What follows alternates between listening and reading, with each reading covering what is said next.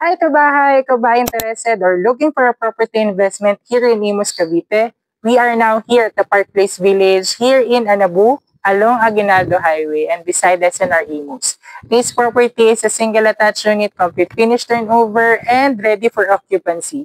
Ito nga po palang ating property featured for today is one of the fresh projects here in the Park Place Village dahil ito po ay 1 month from the construction period pa lamang. And as of the moment, ito po ay amounting to 9.8 million. Kung ikaw ay interested at naghahanap ng property, ito na ang time mo dahil ito ay magpa-price increase effective August 10. Tama ang rinig mo, August 10 is the price increase alert. So, hurry and reserve now for only 100,000 pesos. Tara, check naman natin ang ating property. So mga kabahay, before we enter, so ito po ang ating carport area. Meron na tayong fence and gate na included. Ang ating facade is may magandang color and very neutral lamang po. Kaya ito po ay pasok na pasok sa panlasa ng ating mga previous clients. And on this side naman, meron tayong pocket garden. And syempre, meron tayo ditong doorbell and dito po ang ating pedestrian gate. Meron tayo ditong porch area. Sa porch area natin mga kabahay, ay meron tayong non-skid na tiles.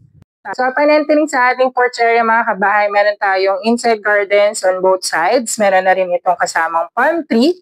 And then syempre naka-landscape tiles pa rin tayo dito up to the side of the parking area. So sa parking area mga kabahay, meron tayong pebble type na flooring. Kasya dito ang dalawang sasakyan na sedan. And then meron tong half size covered. And then syempre meron tayo ditong access papunta sa ating service area. So dito sa ating setback area mga kabahay, meron tayong storage area on the side. Meron na tayong outlet, provision for water supply. So dito nyo ilalagay ang inyong automatic washing machine. Meron tayo ditong lavatory and on this side, pwede nyo itong i-convert as dirty kitchen. So from the porch area mga kabahay, daan naman tayo dito sa ating main door. So ang ating main door is made of solid wood. Meron tayo ditong keypad lock, so modern ang ating safety feature sa ating property. So upon entering, may staircase tayo dito. Meron tayong powder room. And this is the dining area and the kitchen area. On this side is the living area naman mga kabahay. So dito sa living area natin mga kabahay, makikita nyo free layout ang ating atake dito. And meron tayo ditong accent sa ating wall. May pin lights na rin na naka-ready. And meron tayo ditong sliding door access yan papunta sa ating lanay area. So on this side mga kabahay is the dining area and the kitchen area. So pwede kayo maglagay dito ng up to 6-seaters table. Meron tayo ditong space for your ref. Meron na tayong built-in cabinet. And of course, meron na tayo ditong kitchen countertop na included ang ating gas range. May provision for your range hood. Meron na tayong space for microwave. Meron na rin tayo dito imported na kitchen sink.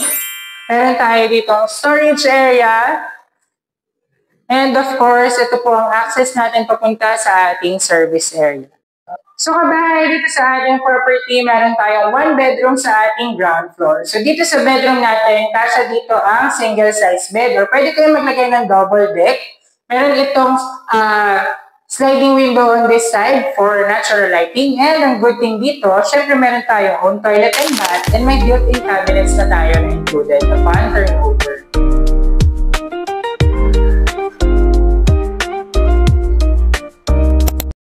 Before we move mga kabahay sa ating second floor, check muna natin ang ating powder room dito sa ilalim ng ating staircase.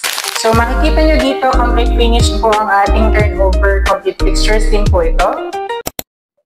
So before we enter mga kabahay sa second floor, ang ating staircase is made of concrete and tiles. Meron tayong wood and metal railings. Meron tayo dito fixed window for natural lighting. Meron tayong bedroom number 1 on the left side. Check natin ang ating bedroom number 1 dito sa second floor. So dito sa second floor mga kabahay, kasya dito ang single size bed sa ating bedroom number 1. Meron na tayo dito sliding window, may provision for window type aircon. May vanity area, and of course, meron tayo dito built-in cabinets na floor to ceiling. And ang good thing dito mga kabahay, meron tayo ditong sariling toilet and bath. So sa ating toilet and bath, complete fixtures ito with shower enclosure, shower head, toilet seat, and lavatory.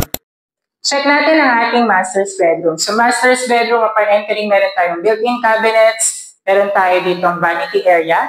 Ito naman ang ating sliding window. And of course, kasya dito ang single to queen size bed or even king size mga kabahay is kasya dito sa ating master's bedroom. Siyempre, meron pa rin tayo ditong access papunta sa ating balcony. So sa master's bedroom mga kabahay, meron tayong own toilet and bath.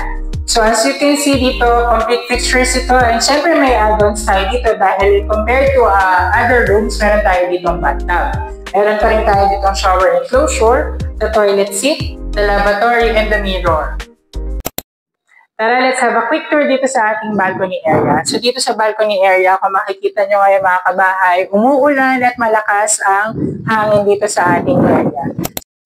Kaya kabahay, kung ikaw ay interested to view this property or nagustuhan mo ito at gusto mong i-reserve ang ating property, please send us a message now dahil ito po ay amounting to 9.8 million as of the moment.